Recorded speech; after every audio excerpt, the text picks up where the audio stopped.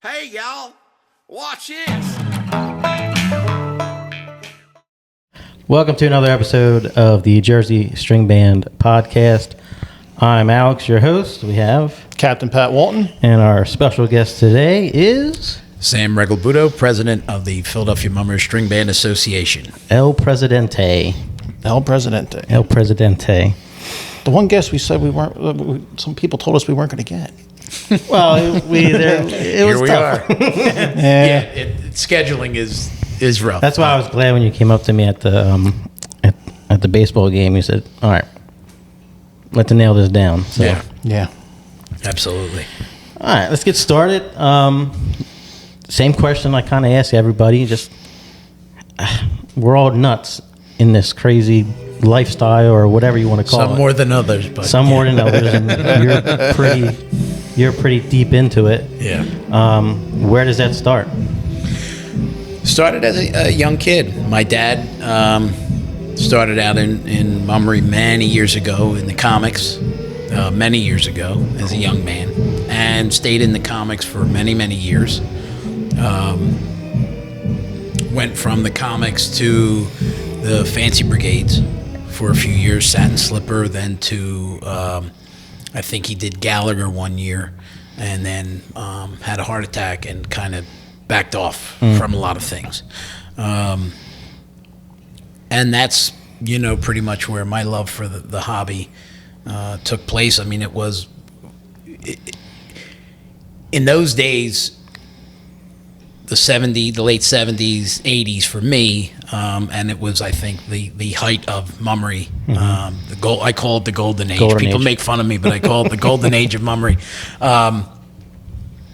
In my house, the mummers weren't Santa Claus. Yeah. The mummers didn't get, the string bands and the mummers didn't get put away January 2nd. It was 365 days in my house. You could see my dad in his car in July going to pick up my mom at the time, Gerard Bank, playing the string band tapes. Okay. That's how far back in the car, blasting. 8 tracks or tapes? The regular tapes. Okay. Cassettes.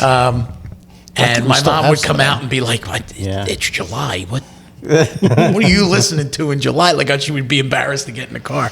But he loved it, and he gave that love to me.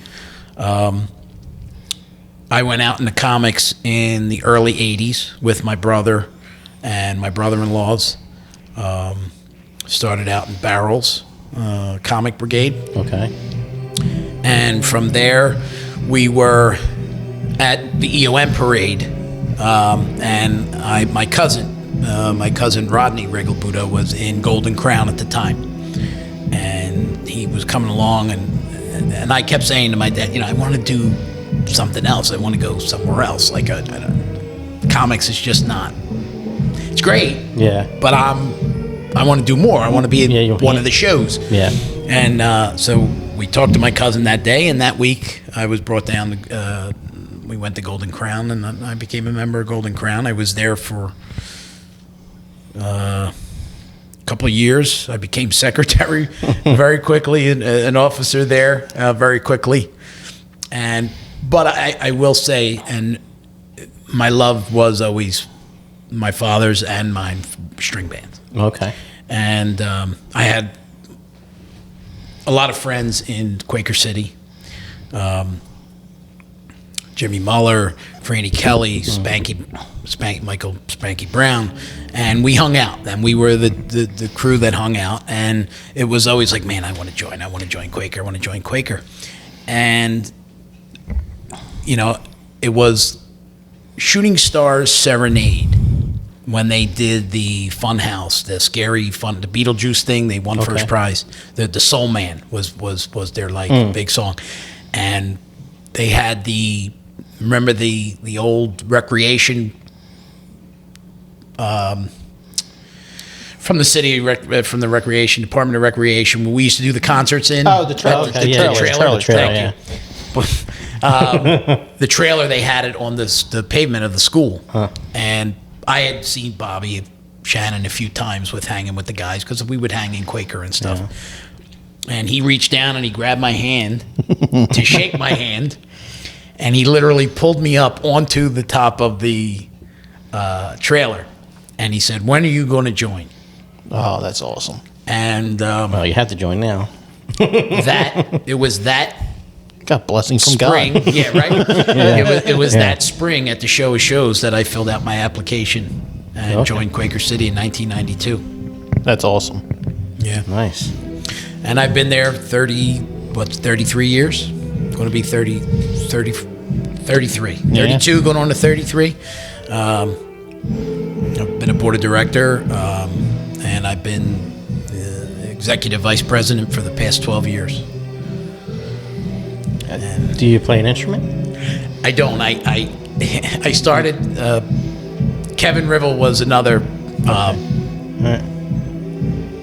phenomenal musician alone, but close friend that we all hung out together. The Mullers, Kevin, Scott Grazier, Jack Heat. We had this huge group, and I started learning banjo from Kevin, and I just didn't have the time. You know, I was always working. I worked a few jobs, and I just didn't have the time to put into it, and I kind of gave that up. But you know, I've always been more on the creative side anyway of things. But Marshalling, building props and stuff building like that? props and stuff like that, yeah.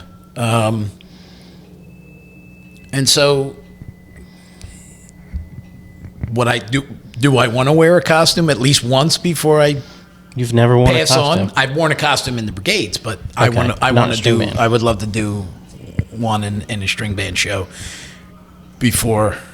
If any- Banjo or dancer? Because I would your love to- banjo I would lo- solos I would- are I would- intimidating. I would.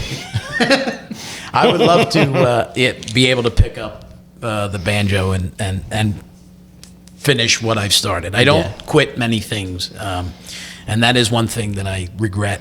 And I'm hoping that one day I can, finish that, You'll have so I enough can say time. I finished it. Yeah. But there is really not enough time in a day, Yeah. and to fit a lot of the stuff in. But Yeah. Well, you guys got amazing banjo players over there. they're And phenomenal. I'm getting lessons from Mike over there with your band. And Tomaselli? yes, Yeah. I'm taking lessons from him. He's amazing, and Yeah. he makes everything look a lot easier than it actually is.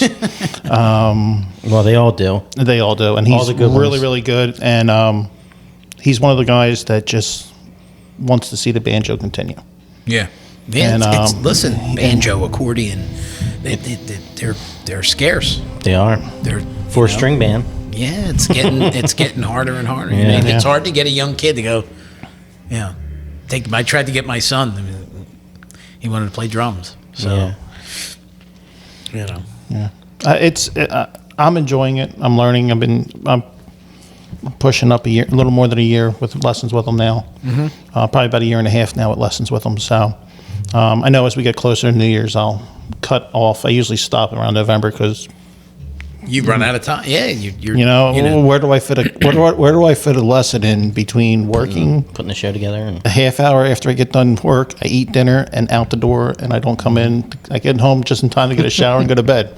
So, and hopefully I Trust me, yes. I know.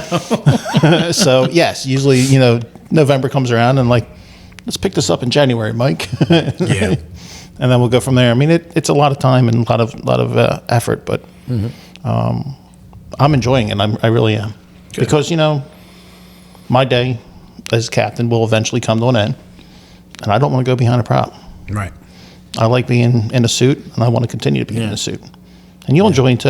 I've been behind the props many years. So. I mean, there's nothing wrong with that. I mean, that's amazing. It was fun. I loved performing in Golden Crown and all, and even in the comics. But I don't know. It's kind of like you have a different calling. You know what I mean? It's like, all right, yeah, well, that's not what you're destined to do. You're destined to do this part. yeah. And that's fine. I've been happy with that. I like the creative side more than sometimes than the performance side. To see that what you and your committees work on and the ideas come to fruition and see that finished product is what it's all about for me. But Yeah, to I know love that you had a part in making making that show. It could be a winning show. It could be, you know what I mean? Yeah. So even though like, you're not front and center, Don't need it's to still, be. yeah, no, I have to be honest with you, and I've said this, and I've used this throughout my career as an officer in both positions. You're only as good as the people you're surrounded by. Mm-hmm. Yes. I don't need the pat on the back. yeah, I know what I can do. yeah, I know what I've accomplished, and I'm satisfied with that. Does it feel good? It's great when people acknowledge what you've done and appreciate how hard you work, but I don't need that. As long as I know what I'm capable of and to what level I can do what I can do, I'm happy with that. But the people that deserve it and the people that make you look good are the people around you. Right. They deserve the accolades. They deserve the credit. And that's very important to me in no matter what position you're in. As a leader, those people are the most important people that, Oh yeah. make your career or your leadership or, function the way that because it does. you can't do it by yourself either. No, No. 'Cause but at that, the same time, you'll give them all the credit before you take an ounce. absolutely. And I do this. I mean, I do the same thing, and You I have enjoy every single minute of, saying I don't have time. It's not that I don't want to do it. I love doing it. I'm like already. I'm like, hey, when are we getting over there to start? Yeah. We need to start doing this, and we Yeah. need to start going. And like, I love going over there and just going with a plan. I mean, some of the best nights, especially when building props, are the nights you just sit there and discuss everything. Mm-hmm. And there's many nights that turns into that because you just Yeah.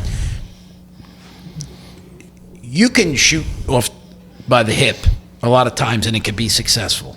But majority of the time when you actually sit down and discuss the plan and figure it out and take the time to do that, it happens smoother. Oh yeah, and I've had trust me, I've had nights where I've come in, sat down, and go, okay, we got to build X. Okay, this is my idea for it. What is your thoughts? And then we go here and we go, and we end up doing a combination of the two of multiple ideas. Yeah.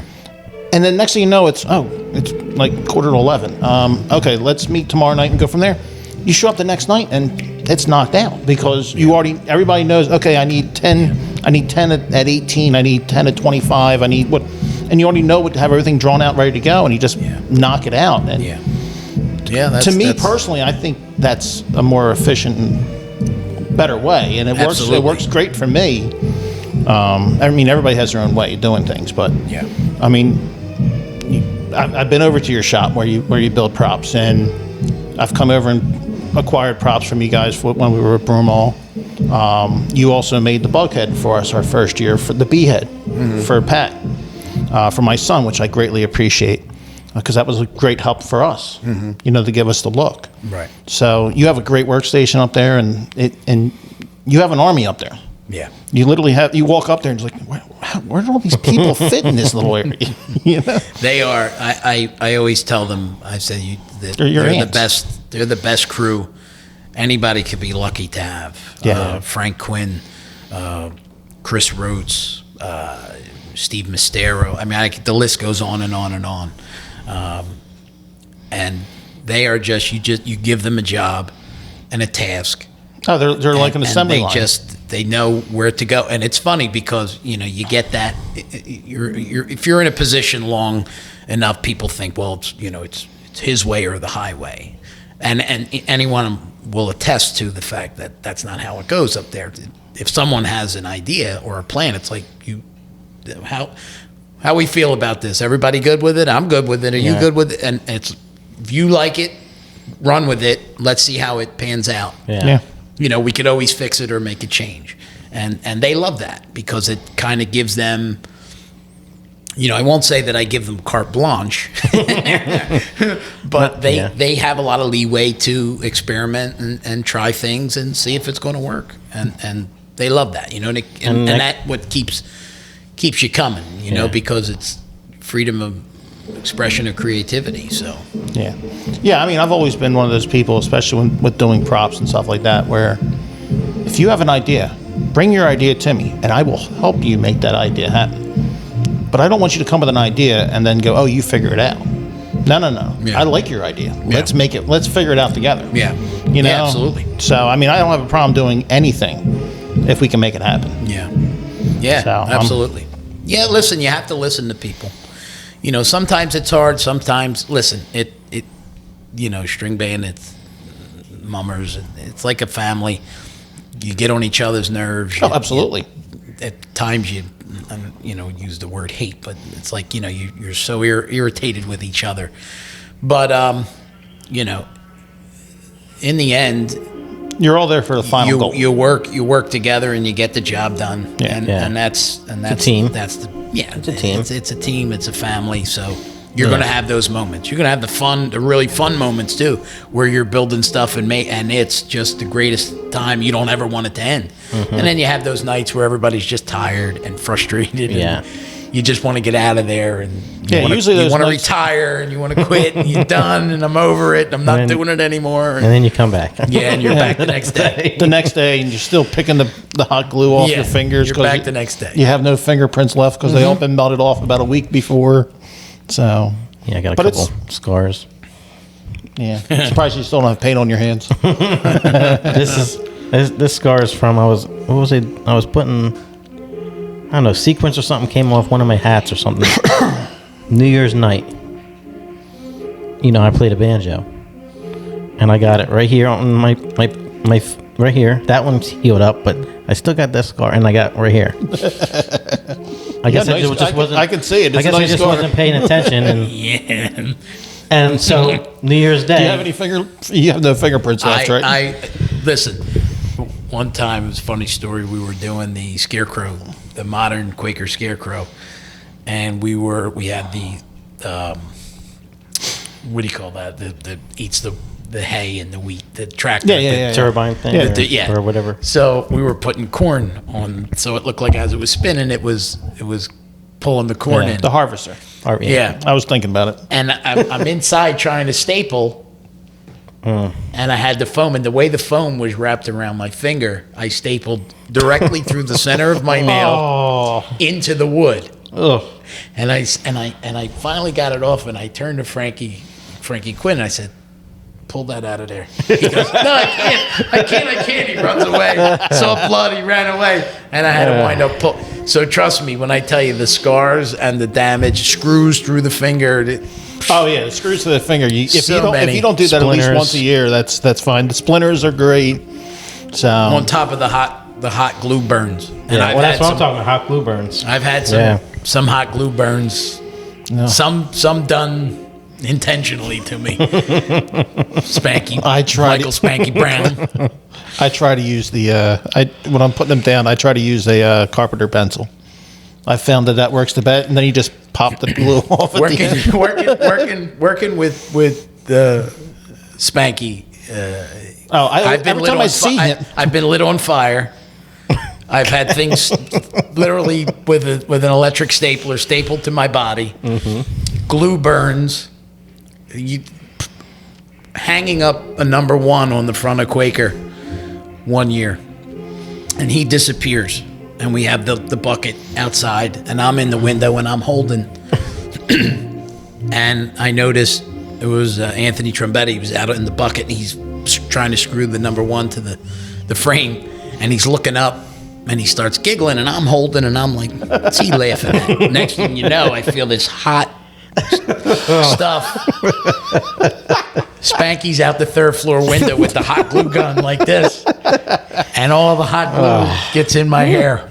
Oh no! He's done. Yeah, he's done some treacherous. I'm sure stuff you're. to me, You know what the sad thing is right now? He's sitting at home laughing, watching this right now. Yeah. Yeah. He's going to hear this, and he's going to be going, "Yeah, I did that. Yeah, I stapled that. I had one of those working onesies. You know, the big blue. Yeah. And he just stapled it right to me, right down my back and my leg. He was like, "Yes, does this work?" I was like, "Oh." "Yeah, it works. It looked like this. You know what I mean? Like, we're in me." Yeah. It's a wonder. Fire extinguishers, glue in my eyes, spray glue, you name it. It's happened. Yeah. Who would have thought that, that's behind some first place prizes? Yeah, right. Well, you gotta laugh. You have to laugh. Sam literally puts his blood and tears into these jobs. Yeah. These props. You look at this beautiful performance, and that's happening behind the scenes. Those are the stories you don't hear about. Yeah. Right.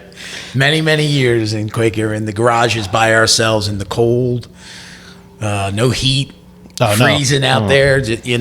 And there was another time we were putting canvas on sceneries. This year before wheels and all that stuff, and I'm gessoing the gesso is the stuff you put on the canvas to tighten it up. Mm-hmm. And he pushes the kerosene heater up against my back. Oh.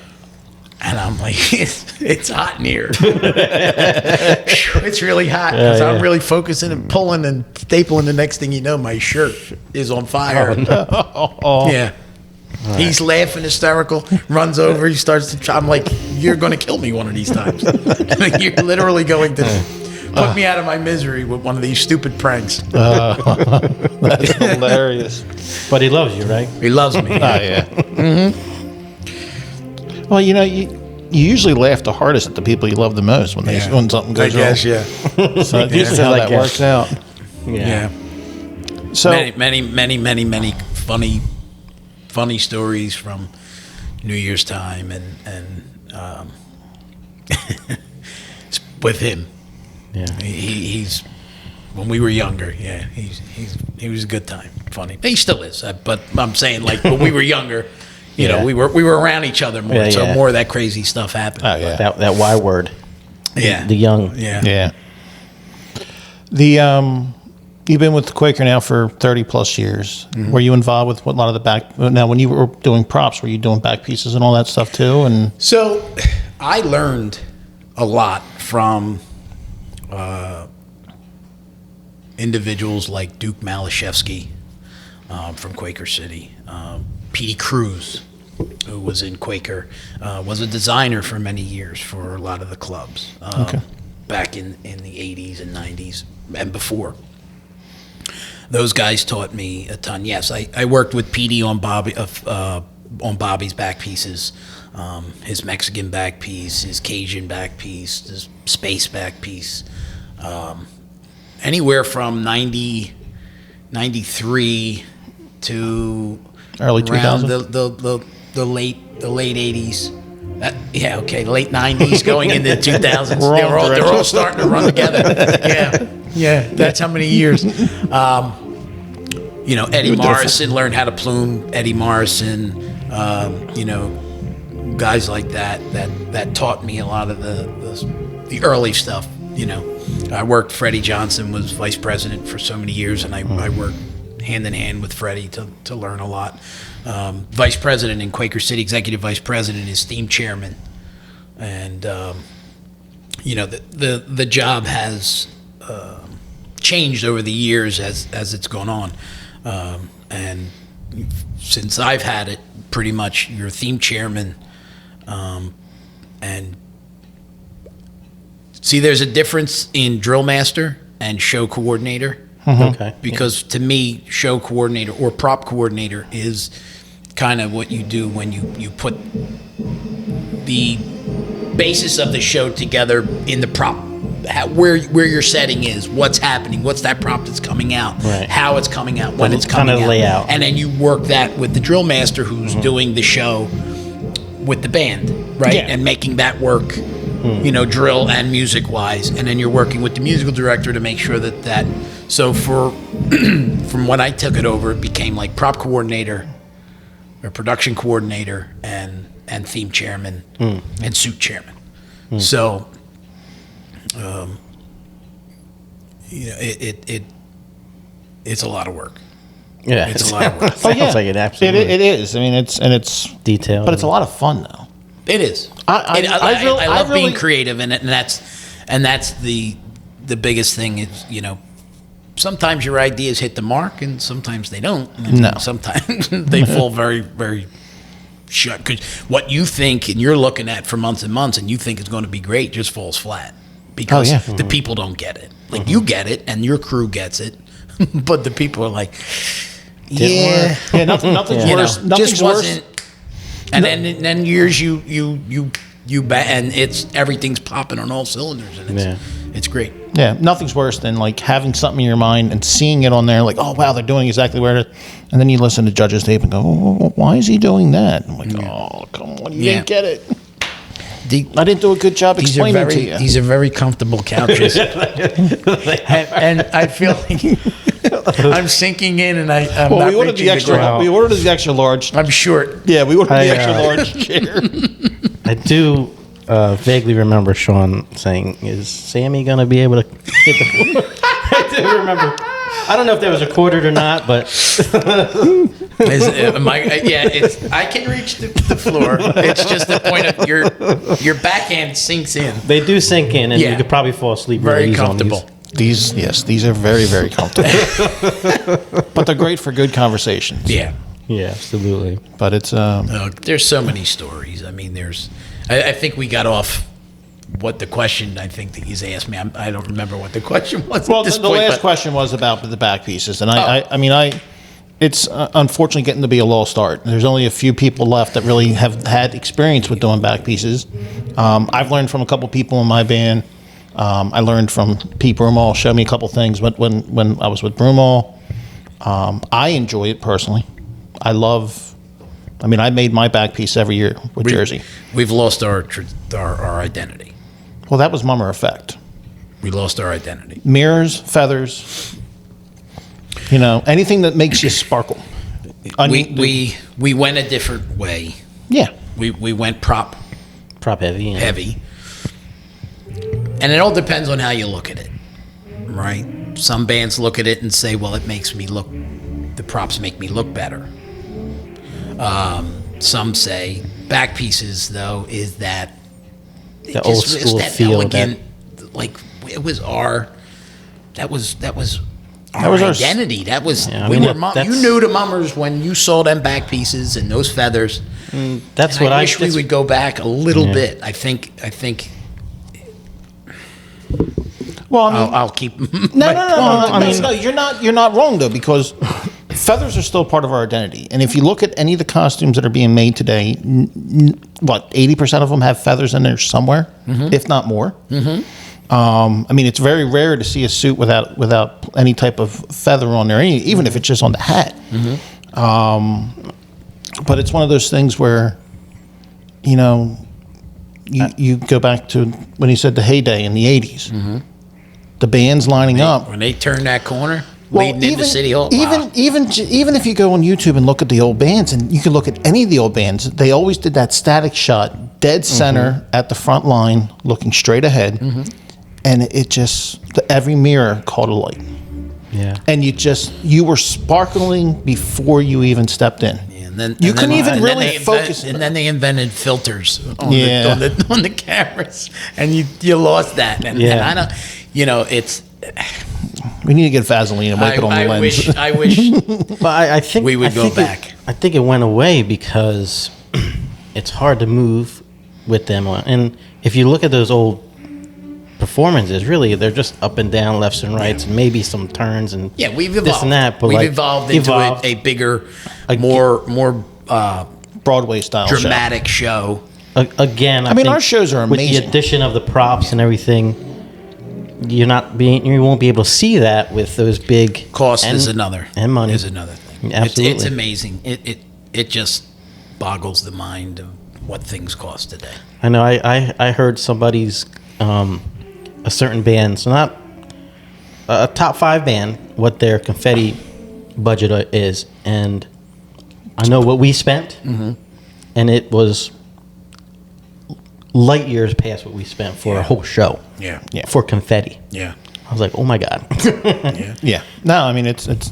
But I don't even know what plumes cost now. We ordered last time we ordered plumes when we did our casino theme, and it cost us $500 for a pound, and that was a pound. And I had to, and I was like, I want 2 pounds. And my You get 10 feathers? no. It was like 84 or 85 feathers for a pound. And these are, and I'm talking, they were captain plumes, so, and colored. They were colored as well. But I could get any color I wanted, and then go from there within the scale, and then I can pick and choose what I want. And I went to our board, and I go, I want to get 2 pounds, and they're like, no, you can do 1. I'm like, I got yellow suits, I got blue suits, I want blue plumes, I want yellow plumes. Nope, you get 1. So, white, blue, you try to make it work. You make it work the best you can. I'm like, I want a double plume 'em. I'm going both ways. I want the look, and I mean that's it's hard. Well, it's do you sacrifice some of the props to have that look? It's tough because the criteria is what everyone's afraid to go against. Yeah. Because they feel that the judges won't. Listen, it worked for PA a couple years back, right? Well, we're going back, but I mean, they came in and they looked like traditional string band, and it paid off for them. I think eventually someone's going to go that route and win, and it'll turn. It'll take that. What it'll take. It'll take that. You need a string. You need one of the top 5 to 8 bands do a traditional style theme.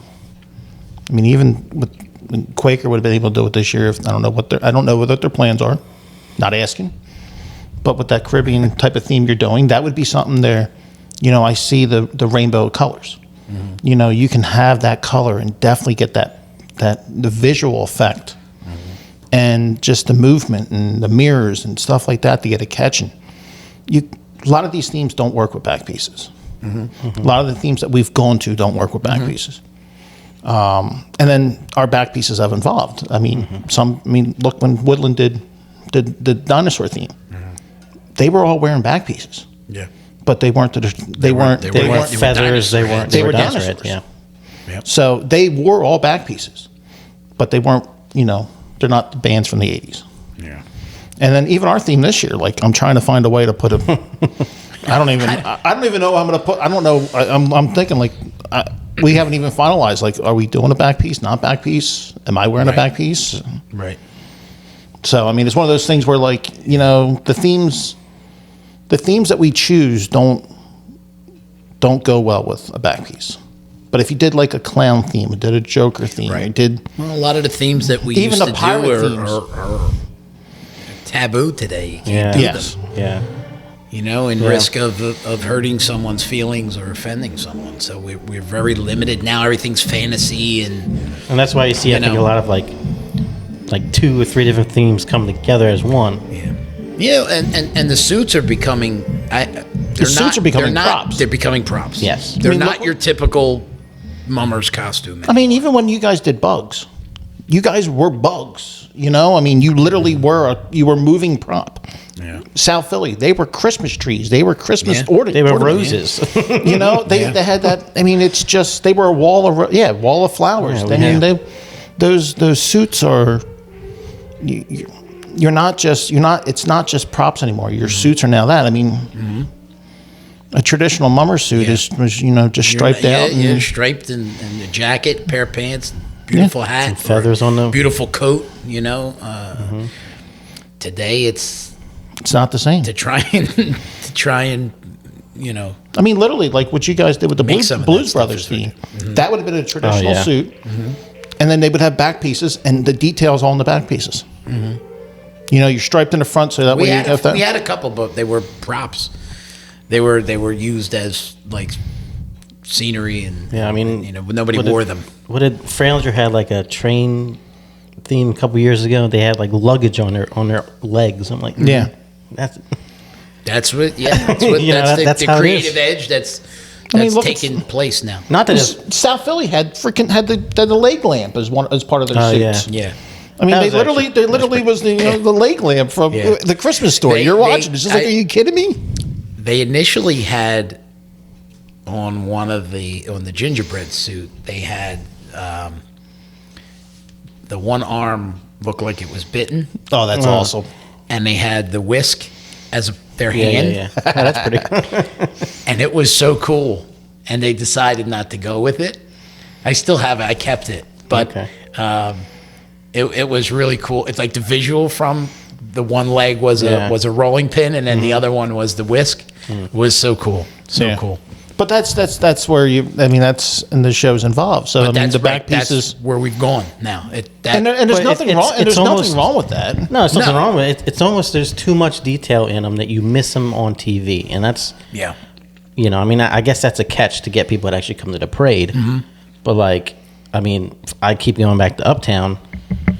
They were right in front of us, and like, Yeah, we had nothing but like we had a 4-hour Uptown and like show. every time it was every a time they great show. every I mean- time they play, I notice something else. Oh, he has like a Snicker bar on him. He has, I'm like, wow, but you don't see it candy on pops, You, the little- you don't see it on the the little TV, which is I don't know, but The it's- buttons. The buttons. They were in the right order too. That was awesome. Yeah, that was my favorite. That was my favorite. I suit. saw the suits. I'm like, oh man, that's awesome. Yeah. Little So- ping pong balls or whatever they were. Ping but- pong balls, yeah. Yeah, Yeah. but They it were was fun. just- They It were was fun. It was just one of those things where like it's amazing seeing how things have changed. And Oh yeah, yeah. I'll always be a traditionalist. I love when you have a mum suit and you're sequenced out, and it's sequenced, the feathers, the whole bit, and you're just because they're gorgeous. Those suits are Oh, yeah. gorgeous. I'm not a fan of the. And I get there's different textures and different feels, different looks to a suit, but when you start doing that printed materials and stuff Yeah. like that, it just One of my favorite suits. I don't know. mean, I got material for my pants this year that I'm kind of really excited to see. yeah. Yeah, But it kind we- of has a hologram effect to it. I'm kind of excited for. Yeah, but listen, there's a lot of really cool. You talk Stuff out there. about a mum suit, like That's my I have- baby suit. I have Yeah, Yeah, I have in my possession the a Mad Hatter suit. It's a Jimmy May suit. that's a And- mum suit. It's hot as balls, but I'll wear that. I mean, the hat's gigantic. I mean, what I think of a mummer suit, that's what I think of. right. Oh yeah, Like the bell bottom kind of pants, and it's velvet and sequins. That Yeah, anytime I'm gonna Hey. front the band, I always use that as the captain Right. suit. Right. Because I mean, it looks like one first off. And yeah. Traditional so much traditional fun. bomber suits are It's just so much fun to wear. beautiful. well, that's like my baby suit. I had so many compliments from so many of the jacket wearers for New Year's Day, the retirees that are no longer performing, and they just walked up to me. Can I get a picture with you? This is what a captain's supposed to look like. And when I was Yeah, in that all white suit with that big back piece on, I enjoyed it. I loved having it on. I would wish it worked right for that show, so it was good. You don't want to just take back pieces and put them in because it's not going to work if it doesn't work. It has to fit the show. So, I mean, it's going to Yeah, be. I mean, it's important for us not to lose the art of mummery. Yeah. but And to me, little like, by little, we are. oh yeah, no, you're but- 100% right. Because I mean, listen, we've both been in the association long enough that how many times do we sit up there and go? Jack Daly goes, "We need to define mummer effect." Yeah. And how many times did Jack stand up in front of the band, in front of the body, and go, "The judges are asking for this," and all I'm sitting there thinking is, plumes, Yeah. sequins, Yeah. mirrors. Yeah. That's mummer effect. That's mummer effect. It Yeah. is. I mean, that's mummer effect. We've redefined mummer effect by creativity. yeah. And trust me, by no means do I want to see us stunt creativity in any way, because Oh, our absolutely shows not. are just they're unbelievable. Listen, I follow DCI pages and different like that. There are bands that like they featured our band. Well, on you there. know, what's funny is that they're now following in They're the now footsteps of us. Yeah. Oh, absolutely. Yeah. Because they've seen that, but I've seen DCI pages. They played our show from our first year. Really? Look at this. Yeah. This is what they're doing with just this. Yeah. You know, and they're like, there's not a brass in there. Yeah. So it was just one of those things where, like, why are they even picking us? You know, hold on, let me send you one of the other bands that do and see what they got. Yeah. And it's amazing just seeing, like, there are so many different marching art groups out there that are looking to see what we're doing. And like you said, they're following what we're doing. Yeah. It's amazing. I'll enjoy a 1980s show over one of our shows today just because of Mummer Effect. Yes. And the way they were, I just feel that they were so entertaining. Just the music and the dance and the, you know, today, don't get me wrong. I mean, what we do with the gimmicks and the you know, the surprises, unreal. But, you know, call me a traditionalist or whatever. But I love an old fashioned today show. Today it's about Copa Banana. Yeah. Last Wound Up. Yeah, I could go on and on. Yeah. You know, Today I think it's more about the reveal, and you know what I mean. it is. It's all about reveals. If you watch the top 5 bands when they do their show, it's literally an avalanche of reveals. Mm-hmm. It's it could be it's nonstop. Something's coming at your face the whole time. It could be Surprise. the band moving over here, and then a prop turning into something else that was, you know. So That's what it's become. And hopefully someone will come along and either spark it one way or the other, and you know. I mean, so it changes it up a little bit because listen. Be honest, it will eventually get stale. It's getting Yeah, we're getting to that big prop at the end, and you know, we talk about it all the time. You know, but you can't. It's fear of straying away from the criterion, being beaten up for it. Yeah, instead absolutely. of taking that chance and trying to change it. Yeah. See that's. But again, it goes back and to someone needs to actually do it. You need to actually do. Someone has to do it, but you also cannot make a rule to make people do it. No. Absolutely, 100%. You cannot. No. You cannot. Just try it. You have to have the creative. You have to have the create. You have to have someone available to create whatever they want within reason in the show. There should be really very, very little limitations on what we can do outside of safety. I agree. Safety needs to be number one. Mm-hmm. You can't put your members or anybody else in danger. But you have. We've all.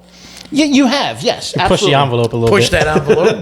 but at the same time, that's not your goal. Because you and I know me personally, any prop that I put somebody else onto, I go up on first, and I get other people up there to get up there. Oh, I have videos of jumping off of things and being lifted up in wire and funny videos. Because as much as you, Sean almost fell off of his this year. Yeah, but you don't want to ever have anybody get hurt because for me that would ruin it for me. No. But listen, when you take those risks, that there's always that chance. That possibility is always there. Well, unfortunately, things are going to happen. Yeah. But if you got to do everything that you can to prevent anybody from getting hurt. Yeah. I've always any idea that I've come up with or that we built, I always was the guinea pig. Yeah. At the risk of physically endangering myself, I always would climb up, jump off, because no one else is going to get hurt on something that I'm trying to make happen. Yeah. Or that the crew is trying to build to make the safest thing. But, I always used to take that chance. People would go, "You're out of your mind." No, and I was the same way. When we made that big Alice in Wonderland table and I put Pete up on there, I rode that table in at a dozen practices. Yeah. And I jumped around and just threw my body every which way I could just to make sure that Pete wasn't in danger. Yeah. When I made that giant wagon for my first year, I made sure that wagon was safe. My son was up on there. I wanted to make sure my son's up there, besides the fact that I'm putting him up there with a musical instrument that's very heavy. Mm-hmm. And I was putting other members up there. Yeah. So, it was one of those things where I made sure it was built probably stronger than it needed to be. Yeah. We're all guilty of that. Mm-hmm. But, it's just one of those things where But it just, it's I mean, these. I'm so excited to see what everybody's going to do this year. No, absolutely. That's one thing that I like. I mean, I'm excited for our show. I'm also excited to see your show, and I'm excited. I'm a fan first. Mm-hmm. So I mean, Yeah.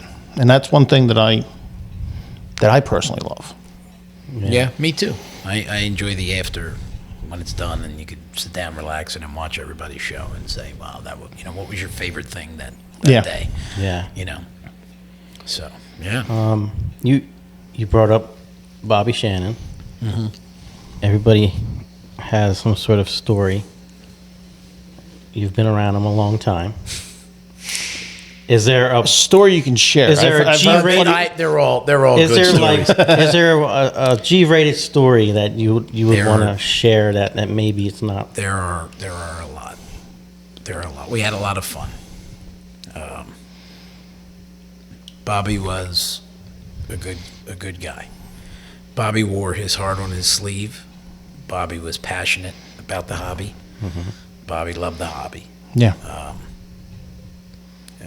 We spent a lot of time over the years together, traveling to Wildwood for jobs, and we worked together at the Inquirer together. There were some funny moments there. An individual there's so many, none are coming, but I know but none are popping in. Yeah. To tell. There's so many things. What did he mean to you? Obviously, bringing you up that stage. I see that. I can see that in my head, as if it just happened. I used to kid with Bobby all the time. Bobby would put his hand on my shoulder, and I'd go, "Whoosh, do me a favor, get your foot off my shoulder, please." He was my friend. I love Bobby. Bobby could lose his mind at times, and there were times on Broad Street where he would spaz, and I could always seem to get him to snap back in. Come back in. Hey, Yeah. There was one. It was the jungle thing, and we were carrying. So we didn't have wheels yet, and for him we had a Home Depot ladder that we attached Pride Rock to, and we had to carry that. Okay. So it was me and another guy who carried that all day. I was done. Oh, that was the long way down. We carried. Yeah, it was Market, right? Yeah. We carried that, and one drill right before he was coming down the steps, and I kind of pulled out from under him. Because I just couldn't stay. I literally was physically abused. You were done. I was done. And I kind of went out, and he got me, and he was like, "Don't you ever walk out from underneath me." And I said, "Listen, here's this, right?" And I'm pointing to him. And then he would just look at me, and he'd start laughing. I put his pants on one time, and they literally came up over my head. We got to get a photo of that. We had a lot of fun. There were a lot of fun times down in Wildwood doing the Elks Parade and Galveston, Texas. Just a lot of fun. He was he was a legend. A lot of our legends are gone. Yeah. Yes. You've lost a lot in the past. A lot 5, of our 6 legends years. are gone. He was a legend. The people loved him. I remember going on jobs, and if Bobby wasn't there, it was a day without Bob Shannon's a day without sunshine. Oh, yeah. They would say stuff like that to us, and we'd be like, "Do you know him?" How much did he pay? But Oh, that's why I was like, I was so happy when that Dave got that interview with him. Mm-hmm. That last Mummer season he was here. yeah. And I'm so that was one thing that I pushed when I was in the association. I had the social media. That was something that I wanted to do every year, and just grab, because I'm like, unfortunately, I pushed this to John. I'm like, John, we're losing people. Bob was the one that brought me around the association when I first joined the band in '92. I mean, I started going to meetings with him in 1992 when I joined. I learned everything about the association from, going with him and becoming a delegate. I became a board of director very young, early after my 3 years, because in Quaker you have to, 3-year probation. And Yeah, we got you the same can't run thing. for. Yeah. And I was at every association meeting. I didn't miss Mummers Association meetings, and it was with him. So he's, my dad, yes, is a major influence as to why I love the hobby and why I got into the hobby. But I would say that Bobby, where I am today as president and involved as much, I think Bobby was key in that, pushing that of me, I think. Yeah, because I remember when I was in the association, I said to you about, I think you'd be, because you always had good insight when we had conversations, and everything you said. I try. Yeah, but like I try. All right, when you were a delegate for when you were just a delegate, you weren't an officer.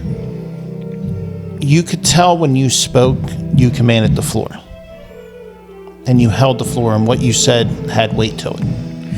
And I said to you, I remember saying to you, why don't you run for office?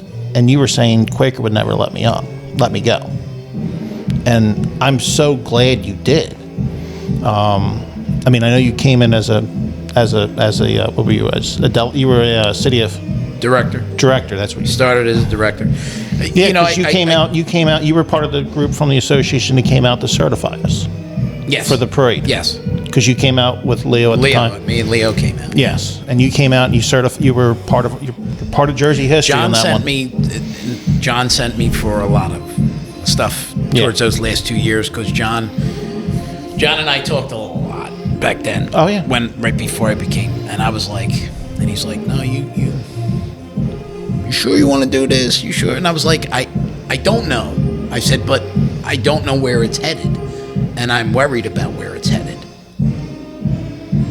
And there were other plans initially when John was going to retire. Mm-hmm. John wanted to do 15, and there were other plans. Other people wanted, and I questioned it. Of course, well, listen, it's a major move. It's a big responsibility. Yeah, bigger responsibility than I thought. No, but the time, because my time as an officer was with John.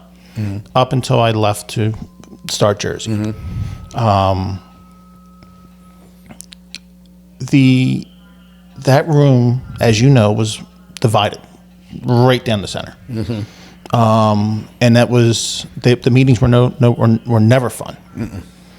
And from coming back into the fold this last year, it's a completely different outlook. Now, I'm sure COVID had a big dealing with that, but you have COVID was not. No, I mean, I'm just saying. COVID meetings were not fun. No, and I understand that, but I'm just saying. And they ran. It reminded me of the 90s where the meetings ran till 1 o'clock. Yeah, and that was all because of the fear. Oh well, I think the fear. There's this new young guy who's president. And you're going through something that's never happened before. He's in Quaker, so the idea is, I'm in a big band. I will cater to the big bands. They don't know me that well. They know me from the room and having an opinion, but they don't really know how I'm going to govern. Yeah. Some people were not happy that I was president. I was. When I heard that you took over, when I heard you took over for John, I was happy that you were there, because just from my experience with dealing with you in the association, plus the help that you provided to Brumal with props and stuff like that, and even us, our first year, to get on the street with suits and making that mask and stuff like that, I personally felt that you had the greater good in mind. And I was hoping that you would put everybody in front of Quaker. That everybody and I was that was my hope. And that's the only way to do it. Absolutely. And trust me, I suffer that consequence Oh, absolutely. at times with my band, but that's But that's what I you. ran But that's for what a you have to reason. do. I ran for the betterment of this tradition Right. and this hobby. Well, you don't represent. I didn't want to see it fall apart. Yeah, I mean, you don't just represent Quaker. When you step up onto any mic or any room for anything like that, you represent us. You represent every single band in the association. And all of mummery, really. All of mummery. I've tried to In a do way. that for the past 5 years. Yeah, and you were a straight shooter. Again, I do. I don't like. This is not my thing. No, like I know. Getting I know. But I'm just saying. I mean, I'm just telling you from I my appreciate point of that. my point of view. But again, and I appreciate that, and I Yeah. know Pat, we've talked, and Yeah. I know how you feel, and I appreciate that. But again, you're only as good as the people Exactly. that you have around you. Look, And you when have an amazing team around When you. I became president, we were just dealing with the blackface issue. Yep. Okay. The city was not happy with us. The mayor was not happy with us. And I will say that I even told when John sent me to the meeting, said, look, if you win, you're going to be, I want you to go to this meeting. And I met with Sherelle Parker and a few different state representatives and council people that day with a few of the other presidents. And I would like to get into that too, if we can. And we had a really good meeting. Yeah. And I basically told them, I said, the mistake that was made right off the bat was these were two individuals who had an axe to grind, a political axe to grind, with the city of Philadelphia, namely the mayor at the time. And they used us as a platform that day Yeah. to get their point across. And instead of the mayor coming out and labeling those two individuals, he came out and he labeled all of us. Yes. And he almost doomed us Oh, absolutely. to extinction. Yeah. And I told the city that. I said he made a mistake by doing that. And so what we have to do from this point on is we have to prove him wrong, and we have to band together. Look, I was one of the biggest ones.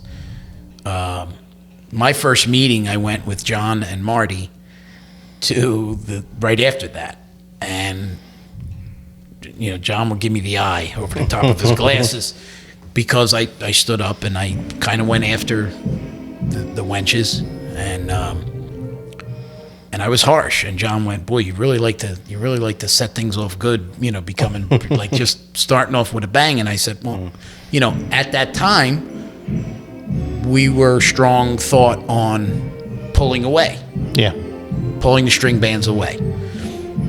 And Yeah, I remember those meetings. that was just before. That was in the beginning. That was right after the first incident when we had to do the training, and then that incident of the blackface. It was like, okay, well, we're going to get canceled at this point. Yeah, if this no, continues. I did the training. I did the first incident. Yeah, And I was an officer then. And so I didn't make any friends that night, right? That night.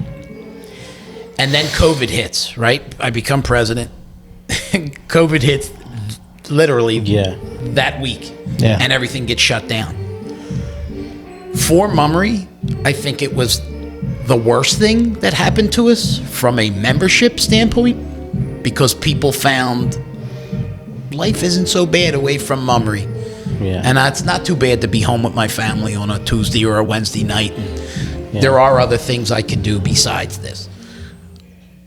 So it was bad for us in that way, financially and all that. But it was great for us from a parade standpoint, because I got to become very good friends with Jessica Mazzone, who took over for her dad, Richie Porco, and became one of the best presidents, I think, that the comic division has ever seen, next to her dad. Jack Cohen, who is fighting to keep that division alive. After that, that's a major portion of our parade that's gone. Great friends with Jack. And Charlie McKenna, who is the president of the Wenches, who basically we were like, not on good terms at that Yeah. because I went hard at Charlie, and Yeah. we sat and we talked. Charlie, what do you go through? Jess, what do you go through? You know, and we become good friends. I mean, Charlie and I see each other, we hug each other, you know what I mean? It's like, because that trust was not there yet. Right. No. You know, because it was like, oh, well, he's going to be like the rest, and it's going to be them against the world, and that's not how I looked at things once I started to talk to them. Once you start to the human Yeah. Conversation. right, Yeah. you get to know a person, you get to understand what they're dealing with. It becomes, well, what can I do to help you fix that? Yeah. What can we do to help each Well, other? I mean, there's a lot of misunderstanding between all the divisions because we all have our issues. From a membership standpoint, Yes. not from a not Exactly. from a leadership No. standpoint anymore. And you know, But you had no discussion before. you didn't have time. Yeah. Well, yeah, because you're always busy. You We're never always- had that opportunity because you were preparing for the next year. Yeah. So it was like, I got to do what I got to do for me. And that opportunity, that year off, where we, you know, listen, I got woken up at 6 a.m. from a news reporter, made a couple comments just solely on the string band division. The guy spun words someone else said it, made it look like I said it, bashing the wenches. I got death threats. It was bad in the beginning. Yeah. When COVID first, they didn't trust. You know, there was a lot of mistrust. Yeah. But to be where we are today, Oh, absolutely. is in comparison to where we were from the beginning of 2020 and partway through. I mean, a lot of stuff has happened over the last 5 years. Yeah. And I love them. I love them to death. Working with them on the parade, you know, and working with them, they're like family to me. So I love working with them. The fact that they have come to give me, when it came to the television thing, that they said we're allowing me to represent them. It's trust. That says a lot, right? In their character, to say, to be through, you know, all you've been through, to know the past, to know how our forefathers and, you know, Jessica's dad, John, and so on and so forth, how they struggled to cooperate over the years. To get to that point where we're now at one unit, yeah. that's, you know, and that's all because of people saw that our hobby was in danger. And they worked. I mean, you go up and you watch the parade. I've been fortunate enough to see a lot of it earlier now and watch it. It's so entertaining. Yeah. For every division is so entertaining. People love it. You know what I mean? I enjoy, actually, because I've never really had the opportunity to see it live. TV doesn't do it any justice. It really doesn't. They're great No partners. offense but- no offense to Me TV and Barry. Well, no, no. but It's just like it's just- just like going to an Eagles game. He agrees. Like, Yeah, he says, it's there's just nothing different. like it being live. It's like different. anything that you want to You see go to it a live. concert, you go to Right. a sporting event. It's Yeah. always better Yeah. to be there than it is to see it on TV. Yeah. But, you know, you don't get to this spot. You don't get to the city turning around and 3 weeks ago, the Mummers are back on a billboard I know, I saw that. representing the city of Philadelphia. Yeah. Mummers strut, Rocky runs. Yeah. To be in the same conversation. To be back in and start to be in the good graces Then well, of a city that kind of abandoned you because of some of the Rightfully- stuff and that rightf- we've done. and Okay? rightfully so. Because of some of the stuff we've done. Not all of us, individuals, portions. To be there, to be on the stage at WrestleMania, yeah. to be represented at the Iron Pigs as a whole, the Mummers, them using our name and becoming the Mummers for a day, for a game. I mean, all these little things that are happening and continuing to happen, we have to take hold of that and appreciate it at this point. Because we had to start from rock bottom and start to, you know, start to grow again from every aspect of our parade on New Year's Day. trying to fix what's left of the parade. Yeah. Right? The neighborhood, the demographics have changed. Then the TV situation. And good. Yeah. I mean, also to, Jason Kelsey. I mean, I know that was before that. Mm-hmm. But, you see Monday Night Football, and if Eagles playing Monday, they're talking about mummers. They're, it's you need things like that. You need people like Jackie Bam Bam, who's absolutely who's on the airwaves, and he's a proud mummer. Yep. You know what I mean? And he's helped. He's mainstream in many ways. He's mainstream. We don't get any better PR than Jackie Bam Bam on WMMR and Bob Kelly on Fox. Kelly. These guys, and they do this. They do this. There's no monetary gain for them. They do this out of the kindness of their heart because they love our tradition. Mm-hmm. Yeah, I mean, even that story a couple of years ago when we performed on New Year's Day, you had that doctor that was out there with the wenches. The wenches. Went to the game and then saved someone's life at the game after hitting their head. I mean, that's. Those are the things that we have to focus on. People have to realize that it's everybody. It's all walks of life that do this. One of the things that we do that hurt, we hurt ourselves is, like that billboard went up. And then people went on Facebook and said, and social media is the downfall of society. Instead of saying, wow, look at how good that is, we bash it and we say, oh, the city knows how to use us when they want to. No, don't. You're looking at it the wrong way. Any publicity 2 years ago, you wouldn't be known. No. Your name wouldn't be mentioned on a billboard. Yeah. Because of things that have happened in the past. Oh, absolutely. So don't take that as a negative and rip the people that are coming back to you and saying, hey, we want this relationship still. Mm-hmm. Be appreciative of it. Yeah. Because that shows the hard work that the presidents and their teams have done to make this parade better again. Right. Yeah, so I mean, you talk about the WWE. That was huge. Mm-hmm. That was amazing. And it's not ESPN's voted #1 entrance for you for missed Seth your Rollins. Opportunity to put a suit on. Yeah. No, it's not about me. I mean, no. I agree. It's not about me. It was about. It was about mummers in general. We had that story. We could do a podcast just stories on Iron Pigs, on WrestleMania, on. When we put that 200-piece band together. Oh, that was amazing. When they said, the more the merrier.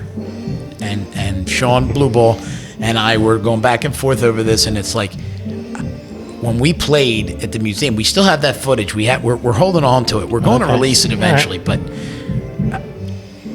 to go back and have to tell those people,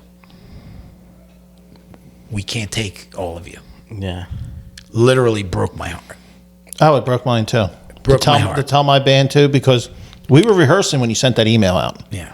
And I had very upset people in front of me because I had to speak to them. I had to tell them, I go, listen, I'm not going. And I told everybody. It was devastating because you wanted that representation. No, but it would have been insane. Trust me, they had nowhere to put us. We were in a small room as it was. Yeah, but I don't know if we would have needed amplification with 200 people. I think my banjo is still vibrating from that. That head was just vibrating. That was amazing. An unbelievable experience. And it just wasn't what's the link hold? 68,000 people, whatever it is. But, I think it was somewhere around 70,000 for that. But it's not only that; it's the millions of other people around the world watching that. Billions. Feel like what the heck? It takes 3. I think it was 3 billion people saw us. Perform that opening for Seth Rollins. You talk about social media, right? But it takes people like, what the heck's mummers? Yeah, you know what I mean. And they type it in somewhere on the search bar, YouTube, whatever, and they see this, then they become interested. Yeah, you just hope that these opportunities don't stop. Yeah. and that they keep coming our way, and that Well, we do the right things and we make the right decisions. And Well, I think that's on a upward trajectory. Yeah. You know what I mean? And then like you said with the Iron Pigs coming, was- and that was, I mean, you know, that was cool. That was really neat to was be a part of that thing and to, for 2 to years, represent that. 2 years, almost like over a year in the making. They reached out to Sean at the Phillies, and Sean pretty much single-handedly put that together. I have to give the credit where credit is due. Sean and like I said, I have to say that over the past 5 years, because I would be remiss if I didn't say I've had some really good boards. Oh, absolutely. And some really good people come along that, you know, I don't want to say without missing. I mean, my board now, you know, Sean and Mike Riddle and Cheryl and Nick Magenta and, you know, Steve Coper, him and Mike with the financial end is just, they're dynamite together.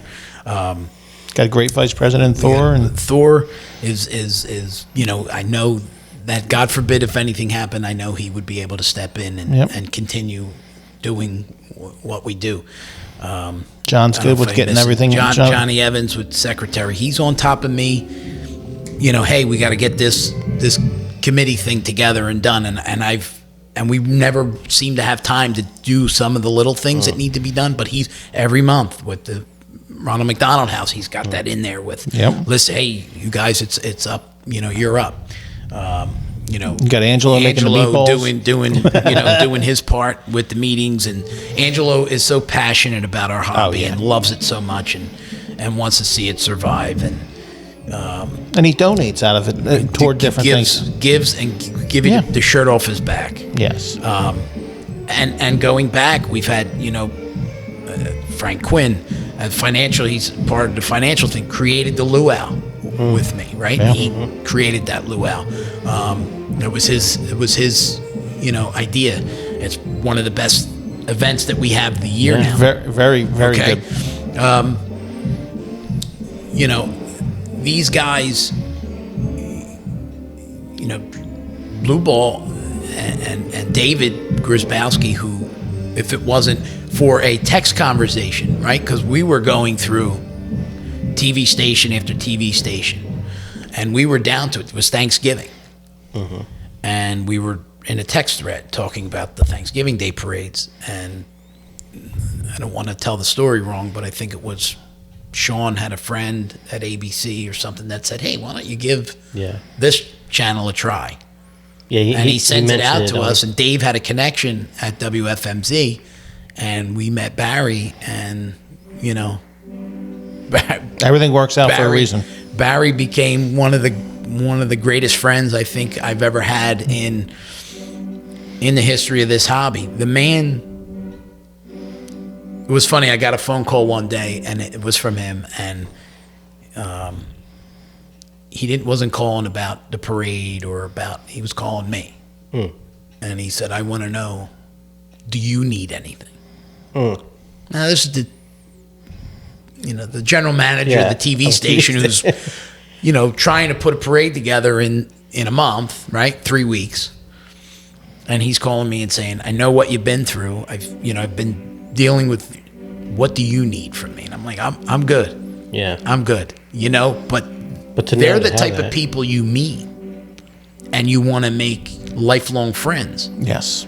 You know what I mean? And have in your cachet of team members, that you work with. And that's that's another step too, to get the name out, you know what I mean? Absolutely. And absolutely. Who knows what kind of connection he might have? Not trying to use the guy, but I mean, you never know. Listen, it's in the first time in our history we have control over our own sponsorship. Yeah. We have control and kind of have creative control over our production on New Year's Day. I'm sitting in that room for so many years. That was one of the main goals.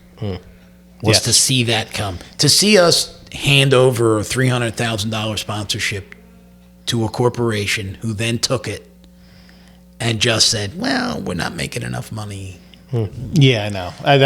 Giving 8 hours of entertainment and getting nothing. Disney's not coming here and doing the ice show in January for nothing. Yeah. No. Yeah. There's a reason why they're here. We're entertaining people. We're entertainers. That's what we're doing that day. You're getting plenty of, PR out of those 8 hours. Yes. Just a little something. Yeah. Not that we didn't get. We did get. Yeah. But probably not what we should have gotten. Had we taken control sooner, we probably would have been in better shape financially. Mm-hmm. And talk about the sponsor now. We have Live, and Live. They've been great. They've been amazing. Great partnership, and we're growing sponsorships. Mm-hmm. Pep Boys, Nissan, they're coming back. Yes. Yes, that's great. So we're doing the right things. We have to continue that. We have to stay vigilant. We have to continue that work. The presidents stay, close to make sure that this continues and that we're all doing the right things and being seen in the right light. That's one of the reasons why I want to do this. Mm-hmm.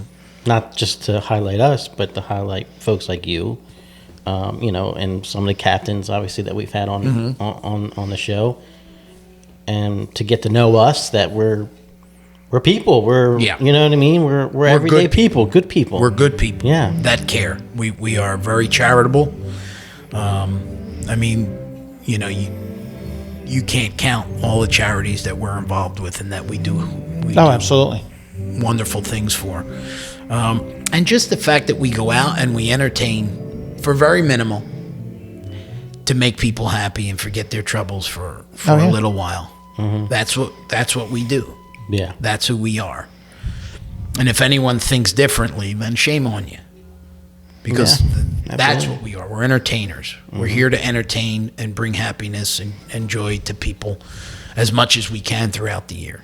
And we're always looking for more people to do that with. Yes. Mm-hmm. And you see it at any parade, any job, any event that we might do and it could be, a wedding. It could be a birthday party or whatever it might be. You see people dancing around, having a good time, and they always enjoy it. There's nothing better than seeing people enjoy there that. were people at the Iron Pigs baseball game that came up and said, "You made my bucket list. I was able to mark that off my bucket list. Yeah. We love you guys. Why don't you come up here more?" So there are fans out there. You know what I mean? It's just a matter of, there's only so many hours in a day and so many weeks in a year. And for the most part, every single person who does this is a volunteer.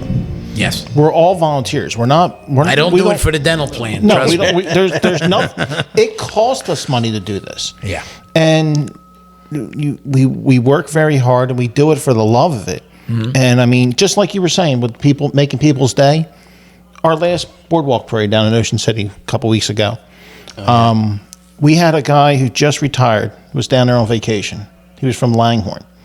Always wanted to be in a mummers parade, never had time, never could do it because he was always working. Him and his brother. They strutted from 10th Street back to 14th Street in front of our band the whole way back. Yeah, you gotta love it. And they loved it. And they were out there. You stroll on the boardwalk. You're going 4 blocks in an hour. Yeah. So it's just like, all right, guys, you ready? Ready? All right, we'll fire up. Yeah. And they were right in front of the band, in front of our banner the whole time. That's awesome. And having a great time. And we got a nice group photo with them at the end. And that was a bucket list for them. Yeah. It's amazing how many people. 124 years, and there's so many people that don't know we exist. Yeah. Yeah. I mean, so, I run our social media, and I'm seeing United Kingdom, I'm seeing Australia. Oh, yeah. I'm seeing Japan. You know what I mean? Yeah. They love our videos. They love hearing the bands. When you guys did Fiddler on the Roof, the amount of people that came from Israel that were going, I love this music. That was... I remember seeing that so many times on that. And it's all joyful. They're all excited. They were excited. They're excited about it, yeah. Oh, my. Are you going to show videos of Saturday? Yeah. Who's going to be live? Who's going to be there? Are you going to have videos? All right. We're in Omaha, and we want to listen to the bands. We just love the music. We just Yeah. It's, you see it all from all over the world. And with bands going to other countries or other states, I know you guys have done like Disney and stuff like that. And there's bands that go up Baltimore. We go up to Connecticut. And some go further up. Yeah, we did Connecticut this year for St. Patrick's Day. Quaker just came back from Marlborough, Massachusetts over the weekend. Yeah. So, it's... And they're ecstatic to have us. Yeah. I know Aqua does. Where does Aqua go? Maine? Is it Maine? Maine? They go to Boston. They go to Boston. Yeah, Boston? somewhere in Boston. Yeah, okay. They're up in Those Massachusetts. people go crazy for them. They're there a week. Yeah. They're there like what, that whole weekend? They go crazy for them. Yeah. That's just making the right connection with the right people and go from there and doing it right. Yeah. Yeah. Showing up in the full suit. Yeah. Having the time. Yeah. Making the personal connection. Time has changed. Yes. Right? Family, the family demographic has changed. Now the wives are working along with the fathers and the mothers are both working. Years ago, well, it was taboo to work on a weekend. Moms were home, and so string band was, that was their outing, and now moms are worried. They're tired. It's dad's got to pick up the weight too during the week now. Yeah. So it's harder for dad or mom to come out. To string band rehearsal and stuff because the work situation has changed. Yeah. Life is always going to be there. Yeah.